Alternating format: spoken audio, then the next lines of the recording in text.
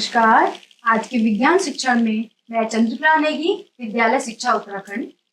आज हम कक्षा 6 विज्ञान अध्याय 3 पदार्थों का पृथक्करण के बारे में चर्चा करेंगे। हमारे चर्चा के बिंदु रहेंगे मिश्रण, पृथक्करण की परिभाषा, पृथक्करण के तरीके और संतृप्त विलयन। जब हम पृथक्करण की बात करते हैं तो हमारे लिए ये जानना जरूरी हो जाता है कि मिश्रण है क्या। देखिए, हमारे आसपास जितनी भी चीजें हैं वो पदार्थों से बनी होती हैं। जैसे आप अपने आसपास देख सकते हैं कि कुर्सी है, मेज है, पेंसिल है, पेन है। तो अगर हम इनको अवलोकन करें तो हमें पता चलता है जो कुर्सी है वो लकड़ी से बनी होती है, जो पेन है वो प्लास्टिक से बना होता है, जो चम्मच है वो स्टील से बना होता है। तो ये पदार्थ हमें कई बार मिश्रण के रूप में दिखाई देते हैं। जैसे हम एग्जाम्पल के रूप में, उदाहरण के रूप में देख सकते हैं वायु। वायु भी एक मिश्रण का उदाहरण है, क्योंकि ये भी जल वाष्प, विभिन्न प्रकार की गैसों और धूलकण से बनी होती है। अर्थात हम कह सकते हैं मिश्रण वो पदार्थ है जिसे साधारण भौतिक विधियों द्वारा दो या दो से अधिक शुद्ध पदार्थों में अलग किया जा सकता है। अन्य उदाहरण हम देखना चाहें तो समुद्र का पानी, ये भी एक मिश्रण है, क्योंकि इसमें भी क्या है, जल है, खनिज लवण है, ऑक्सीजन गैस है। तो इस प्रकार से ये भी एक मिश्रण का उदाहरण है और आप अपने आसपास भी मिश्रण के कई उदाहरण देख सकते हैं। अब हम बात करते हैं पृथक्करण की परिभाषा। देखिए, पृथक्करण की परिभाषा में क्या है, जब हम किसी विधि द्वारा किसी मिश्रण के अवयव को पृथक करते हैं, पृथक्करण कहलाता है। पृथक्करण क्या है, क्योंकि मिश्रण जो बना है वो 2-3 अवयव से मिलकर बना है, तो उसको अलग करना, जिस विधि का हम प्रयोग करते हैं उसे कहते हैं पृथक्करण। अब प्रश्न आता है कि पृथक्करण की आवश्यकता क्यों पड़ती है, हमें पृथक करने की जरूरत क्यों है। देखिए, कई बार हमें अनुपयोगी या हानिकारक अवयव को हटाना पड़ता है। मिश्रण में हमारे पास कई बार कई ऐसी चीजें होती हैं जो हमारे शरीर के लिए अनुपयोगी होती हैं, यूजफुल नहीं है, तो उनको हटाना हमारे लिए जरूरी है। जैसे आपने देखा होगा, आप घरों में जो चावल दाल जो आप दुकानों से लेकर आते हैं, उसमें कई प्रकार की अशुद्धियां होती हैं, या तो कहें कंकड़ के रूप में, छोटे छोटे पत्थर के रूप में, भूसे के रूप में। तो ये अगर हमारे शरीर में जा करके ये हमें क्या है, कष्ट प्रदान कर सकती है, इसलिए इनको हमें अलग करना जरूरी पड़ जाता है। दूसरा, उपयोगी अवयव को प्राप्त करना। आपने पेट्रोलियम शब्द सुना होगा, यह एक द्रव होता है और ये भी एक मिश्रण है, क्योंकि ये भी क्या है, कई पदार्थों से बना होता है। जैसे हम जानते हैं कि जो पेट्रोल है, डीजल है, मिट्टी तेल है, वैक्स है, ग्लिसरीन है, ये सभी हमें पेट्रोलियम पदार्थ से मिलता है, पेट्रोलियम से मिलता है। तो इसलिए कई बार हमें मिश्रण से जो हमारे लिए लाभदायक चीजें हैं, उपयोगी चीजें हैं, उनको अलग करना जरूरी हो जाता है। थर्ड पॉइंट, शुद्ध पदार्थ प्राप्त करना। कई बार हम क्या करते हैं, मिश्रण को इसलिए पृथक करते हैं ताकि हम उससे शुद्ध चीज निकाल सकें। अब हम देखते हैं कि जो पृथक्करण का सिद्धांत है वो क्या कहता है। देखिए, अवयव को जो पृथक करने के लिए उसकी भौतिक अवस्था, देखिए जैसे सॉलिड, लिक्विड, गैस और कणों का साइज, इन सबको हम क्या करते हैं, पृथक करने का आधार मानते हैं। अब हम जब पृथक्करण की विधियों के बारे में बात करते हैं तो सबसे पहला आता है हस्तचयन। देखिए, आपको नाम से ही पता चल रहा होगा, हस्तचयन मीन्स हाथ से चुनना। देखिए, इस विधि का उपयोग गेहूं और चावल से थोड़े बड़े आकार की अशुद्धियों जैसे पत्थर के टुकड़े और भूसी को अलग करने के लिए किया जाता है। ये आप अपने घरों में देखते होंगे, चावल दाल में से जो कंकड़ और पत्थर हमें अलग करने होते हैं, उसके लिए हम हाथ का उपयोग करते हैं। छानना अथवा चालना। देखिए, छानने से बारीक आटे के कण छलनी के छिद्रों से निकल जाते हैं, जबकि बड़ी अशुद्धियां छलनी पर रह जाती हैं। जो चालन विधि का प्रयोग है, ये मिश्रण के ऐसे दो अवयव को जिनकी आकार में अंतर हो को पृथक करने के लिए किया जाता है।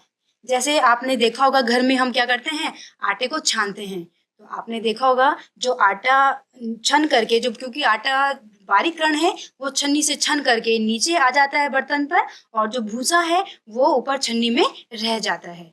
इसी प्रकार से आपने देखा होगा, कहीं पर जो भवन निर्माण होता है वहां पर भी इस विधि का प्रयोग किया जाता है। वहां पर बजरी को छानने के लिए भी इस विधि का प्रयोग किया जाता है। तो तीसरी विधि है थ्रेसिंग। देखिए, खेतों में जब फसल पक जाती है तो किसान उसको फसल पकने पर काटता है और उसका गट्ठर बनाता है। देखिए, अनाज को हम हाथ से हस्त प्रक्रिया से, जो हस्त चयन विधि से हम उसको अलग नहीं कर सकते। तो इसके लिए क्या करते हैं, जो गट्ठे हैं, जो आपके फसल के जो गट्ठे हैं उनको सुखाया जाता है, और जब वो सूख जाते हैं तो उनको जो उनकी डंठल है उसके सहित उसको पीटा जाता है। इसे फटकारना भी कहते हैं। इस तरह से वो दाने क्या है, आपके जो भूसी उससे आपके डंठल से अलग हो जाती है। और इस प्रक्रिया में हम कभी कभी जानवरों का जैसे बैल का उपयोग भी करते हैं। और जब हमारे जहाँ पर इसका उत्पादन अत्यधिक मात्रा में होता है वहां पर बड़ी बड़ी मशीनें, जिसे थ्रेशर भी कहा जाता है, उसका भी उपयोग किया जाता है। जब खेतों से अनाज हमारे पास आता है तो उसमें कुछ अशुद्धियां होती हैं जो कि भूसी के रूप में होती हैं। तो निष्पावन जो विधि है वो उस भूसी को उस अनाज से अलग करने की विधि है। इसमें क्या होता है, इसमें भारी और हल्के घटकों को हवा का उपयोग करके या हवा चलाकर करने के लिए किया जाता है। एक्चुअली होता क्या है, इसमें जो भूसी है वो हल्की वजन की होती है और जो अनाज है वो भारी होता है। तो हवा का उपयोग करके हम क्या करते हैं, भूसी जो है हवा के साथ बह जाती है, उसका वो हल्की होती है, दूर हट जाती है, और जो अनाज का ढेर है वो एक तरफ गिर जाता है। इस प्रकार से हम इस निष्पावन विधि से अनाज को प्राप्त करते हैं। जो पांचवी विधि है अवसादन। देखिए, आप क्या कर सकते हैं, एक बीकर में जल लीजिए, इसमें आप थोड़ी सी मिट्टी मिलाइए। तो आप देखेंगे, जो क्योंकि मिट्टी और मिट्टी में कंकड़ होते हैं तो वो भारी होने के कारण वो पानी में क्या है, तली में बैठ जाते हैं, और जो पानी है वो ऊपर रह जाता है, क्योंकि पानी क्या होता है, मिट्टी से हल्का होता है। तो इस प्रक्रिया को अवसादन कहा जाता है। इस प्रकार से हम थोड़ा सा शुद्ध पानी प्राप्त कर सकते हैं। अगली विधि है निस्तारण। देखिए, जो पानी हमने ये अवसादित जल हमने लिया था, यहाँ पे आपने देखा होगा जो मिट्टी यहाँ पे बैठ जाती है, अब ये पानी यहाँ पर हमारे पास प्राप्त होता है। तो अगर हम एक खाली कंटेनर में इस पानी को उड़ेल देते हैं, जो ये पानी है इसको हम उड़ेल देते हैं, इसे कहते हैं निस्तारण। अब हमारा जो नेक्स्ट टॉपिक रहेगा निस्यंदन। इसको समझने के लिए हमें एक कीप की जरूरत पड़ती है, जिस पर हम फिल्टर पेपर लगा लेते हैं। अब जो निस्तारण का पानी है उसको इस फिल्टर पेपर की मदद से हम बीकर में इकट्ठा कर लेते हैं। जितनी भी अशुद्धियां हैं वो फिल्टर पेपर में यहाँ पर रह जाती हैं। इस प्रक्रिया को हम कहते हैं निस्यंदन। और जब आपने देखा होगा घर में आप पनीर बनाते हैं तो जब पनीर को पानी से अलग, दूध के पानी से अलग करने के लिए हम एक कपड़े का यूज करते हैं, तो वहां पर भी हम निस्यंदन प्रक्रिया को अपनाते हैं। हमारी नेक्स्ट विधि जो पृथक्करण की है वो है वाष्पीकरण या वाष्पन। जल का वाष्प में बदलने की प्रक्रिया को वाष्पीकरण कहते हैं। जल को जब गर्म किया जाता है तो जल भाप बन जाता है और इसी प्रक्रिया को वाष्पन कहते हैं। इसका उदाहरण आप देख सकते हैं कि समुद्र का जल खारा होता है, उसमें नमक मिला होता है, और उस पानी को जब हम तालाब में इकट्ठा करते हैं तो सूर्य के प्रकाश में वह जल वाष्प बन करके उड़ जाता है और हमारे पास नमक बच जाता है। तो ये वाष्पीकरण की प्रक्रिया है। अब हम बात करेंगे पृथक्करण की एक से अधिक विधियों के प्रयोग की। कई बार हम पृथक करने के लिए एक से अधिक विधियों का प्रयोग करते हैं। देखिए, आपको चित्र में दिखाई दे रहा होगा, इस कंटेनर में हमने जल भी लिया है और नमक भी घोला है। इस विलयन को हम इस केतली में डालते हैं और उसको गर्म करते हैं। तो गर्म होने के फलस्वरूप जो विलयन है उसमें से जो जल है वो भाप बन करके इस थाली पर इकट्ठा हो जाता है। अब इस थाली में हमने ऊपर बर्फ रखी हुई है। बर्फ के कांटेक्ट में आने पर ये जो जल वाष्प है ये संघनित होकर के जल के रूप में या पानी के बूंद के रूप में इस कंटेनर में इकट्ठा होता रहता है। जब वाष्प ठंडी होकर जल में परिवर्तित होती है, इस प्रक्रिया को संघनन कहते हैं। इस प्रोसेस में हमने दो पृथक्करण की जो टेक्निक्स है वो यूज करी हैं, संघनन और वाष्पीकरण। संतृप्त विलयन। देखिए, हम इसके लिए हम एक गिलास लेते हैं। एक गिलास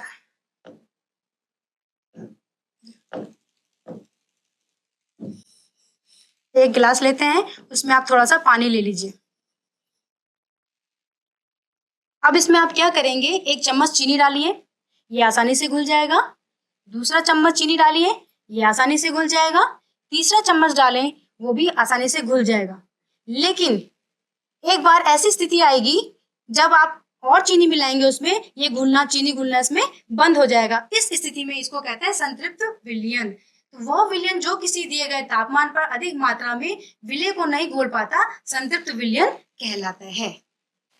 तो आज हम जान पाए हैं, देखिए इसके बारे में चर्चा करते हैं। आप छानना के बारे में क्या जानते हैं, इसका उपयोग कहाँ किया जाता है? देखिए, छानना या चालन विधि उस मिश्रण के उस पृथक्करण में हम प्रयोग करते हैं जब अवयव जो मिश्रण को बनाते हैं उनके साइज में और उनके आकार में अंतर होता है। और इसका उपयोग हम घरों में आटा छानने के लिए, और आप देखते हैं जहाँ पे भवन निर्माण होता है वहां पर बजरी छानने के लिए इसका प्रयोग किया जाता है। जल को वाष्प में बदलने की प्रक्रिया को क्या कहा जाता है? तो जल को वाष्प में बदलने की प्रक्रिया को भाप या वाष्पीकरण कहा जाता है।